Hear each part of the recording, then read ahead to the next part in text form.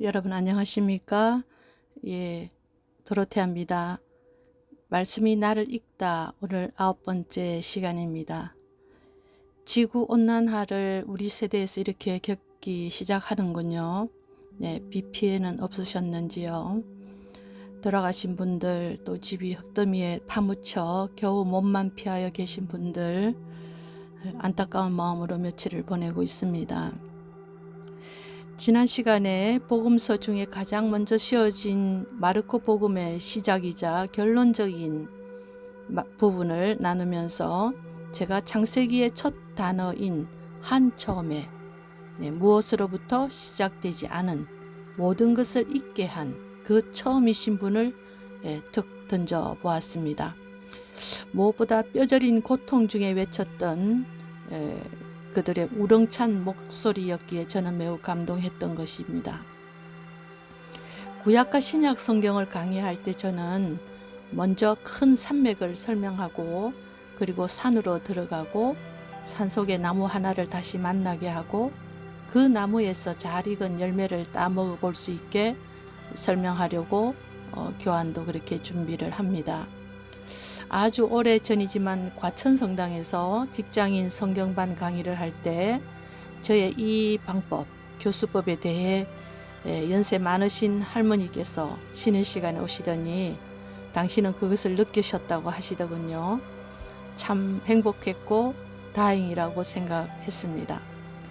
큰 맥을 보아야 그 말씀이 왜 여기에서 등장하는지를 알 수 있기 때문이고 또 그 맥만을 보면 자칫하면 그야말로 성경 공부나 연구로 끝나는데 말씀의 단맛을 직접 맛보고 내 안에서 체화되는 삶으로 체험되고 실천되기를 희망하면서 강의를 했었습니다.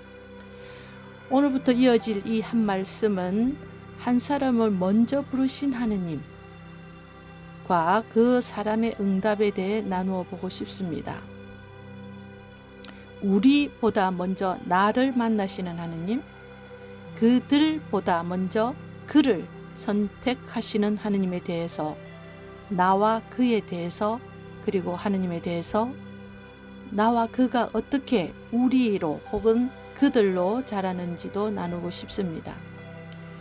무엇보다 그 만남에 대한 응답이나 태도는 순전히 그의 자유의지에 맡기시는 하나님을 봅니다. 신화나 설화는 차이가 있긴 한 용어이긴 하지만 그리스 로마 신화에서도 보듯이 인간사를, 즉 인간의 욕망과 고통과 죽음과 사랑 등등에 대한 사유와 감정들을 신들의 이야기처럼 그려내고 있다는 것을 알 수 있습니다. 즉 우주와 이웃과 자기 자신에 대한 인간의 인식과 반응을 보여주는 일종의 표현물인 것이지요. 인간의 공포와 욕망을 구체적으로 또 혹은 극적인 형태로 투사하는 것이라고 설명하는 학자가 있었습니다. 자, 이제 성경으로 돌아가겠습니다. 구약의 대부분을 차지하고 있는 성조들의 삶의 자리는 고대 근동 지역, 비옥한 초승달 지역에서 일어난 사건들입니다. 우리는 학창시절에 세계 4대 문명 발상지를 달달 외우곤 했습니다. 고대 문명들은 모두 큰 강을 두고 이루어집니다. 메소포타미아 문명이란 말도 두 강의 유역이라는 뜻이 말하듯이 티그리스와 유프라테스 강 유역을 두고 발언하고 이곳에서 고대 바빌론과 또 후대 바빌론, 페르시아 등의 제국들이 이어졌던 장소입니다. 고대 바빌론의 함무라비 법전은 1901년에 발굴된 기원전 1755년부터 1750년경에 고대 바빌로니아의 함무라비 왕에 의해서 제정된 것으로 추정되는 법전입니다. 전문이 비석에 새겨져 있는데 그때 표기된 때 사용한 언어는 아카드어라고 하고요. 문자는 쇠기 문자입니다. 아마 파리 루브르 박물관에 전시되어 있다고 들었습니다. 후에 그 1951년에 발견된 우르라는 곳의 법전, 우르족, 우르 법전에는 더 기원전 21세기 훨씬 더 앞선 우르 제3왕조 때 제정된 우르나무 법전이 발굴되기 전까지 함무라비 법전이 인류 역사상 가장 오래된 법전으로 기록되고 있었죠. 그만큼 고대에 이미 사회가 매우 복잡하고 발전되어 있다는 것을 알 수 있습니다. 기원전 2000년 혹은 기원전 1750년 전 말이죠. 메소포타미아 문명이 그렇듯이 모든 문명은 강유역을 따라 형성되었다고 조금 전에 말씀드렸고, 이집트 문명도 긴 나일강을 중심으로 해서 지중해 이르는 그 비옥한 삼각주가 형성되면서 크게 발전하였고, 중국의 황하강 유역이 또 바로 황하 문명이, 인더스 겐지스 문명도 그렇습니다. 이 강이라고 하는 것은 먹거리와 직결되어 있고 홍수로 범람하기는 하지만 그 범람으로 인한 퇴적물로 땅은 더욱 비옥해지고 강을 통한 물자 수송도 가능했으니 강은 중요한 문명 발상지의 중심에 있습니다. 홍수설화는 비록 설화라고는 하지만 실제로 지구 역사상 일어났던 흔적들이 곳곳에 퇴적된 단층들을 보고 지질학자들은 이미 검증된 이야기라고 발표하고 있기도 합니다. 대지구적 기상현상이라 대부분의 민족들의 신화에도 홍수는 거의 등장하는 것으로 보아 신화나 설화들이 완전 허구에서 지어낸 것은 아니라는 것이죠. 어떤 분이 그랬나요? 밝혀지면 역사이고 밝혀지지 않으면 신화라고 들은 적이 있습니다. 비옥한 반달 지역의 강대국들이 오래전에 이미 법전이 있었다는 것으로 보아서 다른 민족들을 정복하고 통일하면서 굉장히 조직적인 국가를 형성하는 데 성공했다고 보여집니다. 자, 이제 현재 이스라엘이라고 하는 그 가나안 지역은 사막도 있고 평야도 있고 계곡도 있고 또 지중해를 끼고 있어서 강대국으로 봐서는 정치 군사적 또 교통 요충지였기 때문에 우리나라와 비슷하게 주변 세력들의 침입이 끊이지 않았던 지역입니다. 동시에 이스라엘은 민족이라고 하기 이전에 한 무리의 떠돌이, 즉 히브리들이었으므로 저 비옥한 초승달 지역에서 먹이를 찾아 사막에서부터 비옥한 지역으로 다시 먹이를 찾아 이집트로 동물들이 이동하듯이 여러 번의 큰 이동이 있었고, 기록에 의하면 힉소스족의 침입, 하나는 아모리족의 이동 있었습니다.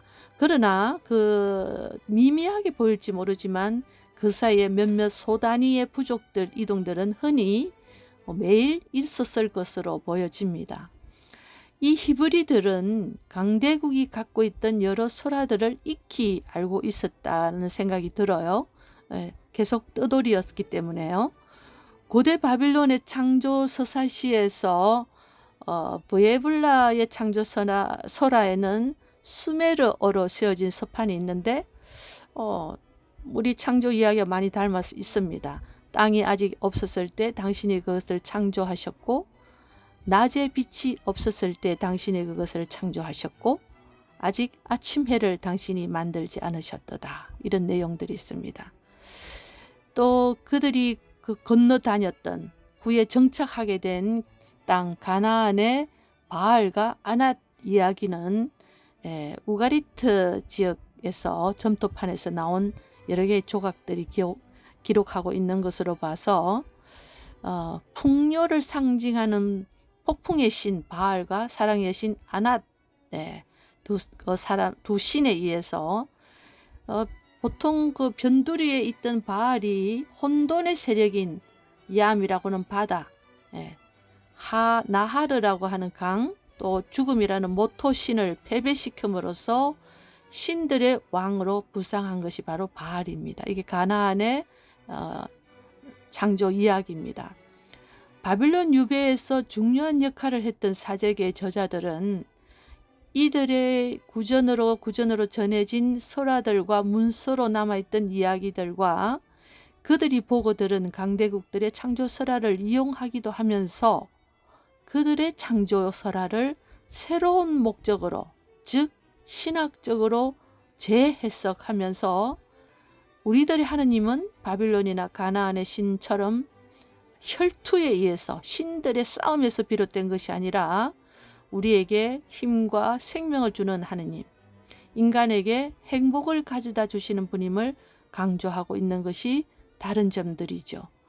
그것은 히브리인들을 이집트에서 탈출시키신, 즉 종과 노예 처지에서 하느님으로부터 선택을 받아 계약을 맺은 백성이라는 민족적 뿌리 체험이 바닥에 흐르고 있습니다. 아니, 전제되고 있습니다. 이 말은 곧 창조는 구원이라는 말도 되는 말입니다. 창조는 구원을 전제로 하고 있습니다.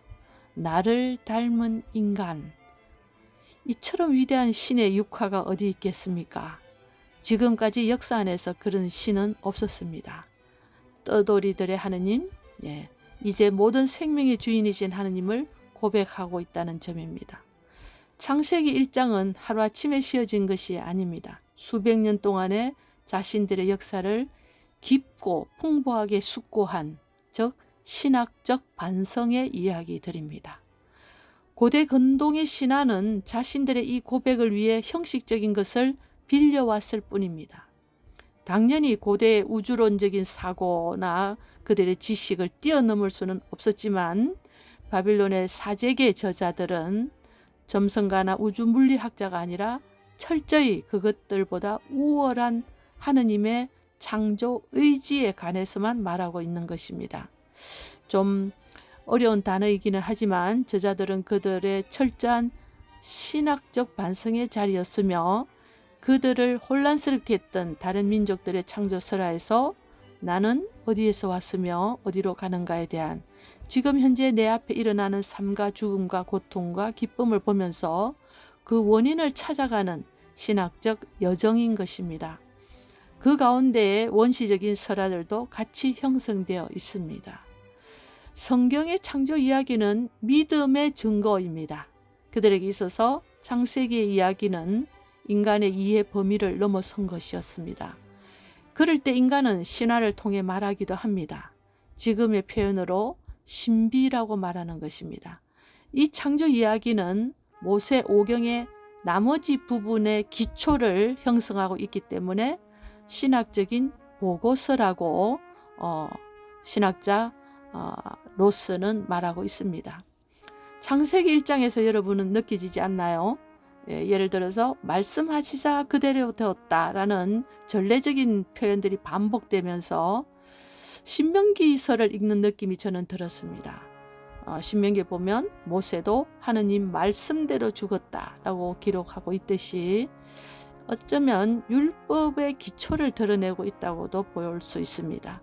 만물보다 앞서 계시고 만물을 창조하셨다면 하느님 위에 다른 신은 없으며 당연히 또 섬겼어도 안 된다는 의미가 행간에 이미 깔려져 있습니다. 창세기는 창조 이야기를 하는 것인데 그것은 과학책이 아니었습니다. 하느님은 참으로 인간을 그의 형상에 따라 만드셨고 혼돈에서 질서로, 어둠에서 빛으로, 저주가 아닌 빛으로 악한 것도 어둠도 모두 거룩한 것으로 만들어 주셨습니다. 바로 이 하느님이 이스라엘을 구원하시고 구속하셨던 출애굽의 하느님이십니다. 모든 것을 다 창조하신 하느님은 인간 너를 만드십니다.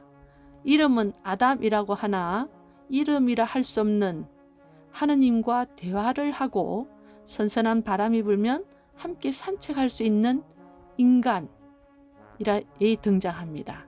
아담아, 흙이라고 불리는 너를 만나는 겁니다. 저는 이 너에 대해서 전 인류이면서 동시에 너무나 개인적인 너, 이모 씨, 김모 씨에 대해 이야기를 시작할 것입니다. 어느 날에 나이기도 한 그 한 사람에 대해 하느님의 관심을 이야기할 것입니다. 네, 그렇지 않습니까? 이제 저는 다음 주부터 바로 아담에 대해서, 또 하느님과 대화 상대가 되었던 하와에 대해서, 인간은 아니지만 뱀에 대해서도 같이 언급을 하겠습가 그리고 어떻게 해서 죄가 점점 더 깊이 확산되어 가는 과정에서 등장하는 몇몇 인물들과 개인 너인 야곱, 개인 너인 아브라함, 이런 개인들을 통해서 하느님은 어떻게 전 인간을 공동체로 만들어가는 것인가를 보고 싶습니다. 그래서 앞으로의 저의 그 나눔은 하느님이 만난 인간을 얘기할 것입니다. 개봉박두입니다. 습한 날씨에 또 코로나가 다시 많이 28,000명으로 올라섰다 하니 여러분 건강에 더 주의하시고요. 창세기를 한 번쯤 이 기회에 다시 읽어보시면 훨씬 도움이 될 듯 합니다. 긴 시간 경청해 주셔서 감사드립니다. 다음 시간에 아담으로부터 시작하겠습니다. 안녕히 계십시오.